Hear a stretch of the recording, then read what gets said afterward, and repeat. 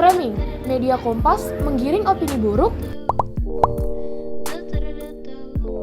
Sebelum mengenal framing, mari kita mengenal apa itu berita. Berita merupakan sebuah teks yang berisi informasi mengenai peristiwa atau kejadian yang sudah terjadi ataupun sedang terjadi. Berita disebarkan melalui dua media, yaitu media cetak ataupun media konvensional.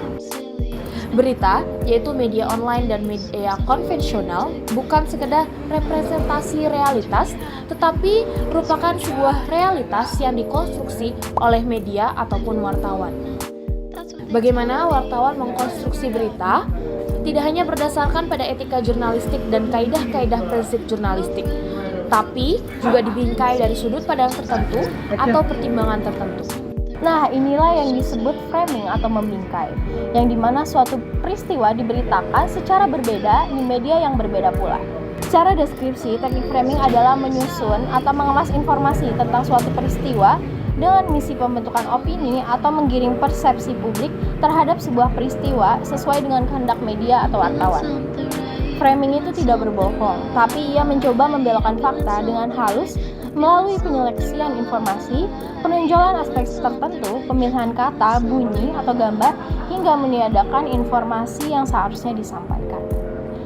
Framing bertujuan untuk membingkai sebuah informasi agar melahirkan citra, kesan, makna tertentu yang diinginkan media atau wacana yang ditangkap oleh khalayak. Salah satu berita yang dipublikasikan oleh media online di Kompas TV dengan judul Kasus Kematian Keluarga di Kalideres karena dugaan kelaparan dan pentingnya kesalehan sosial menjadi contoh framing yang menggiring opini publik, opini buruk.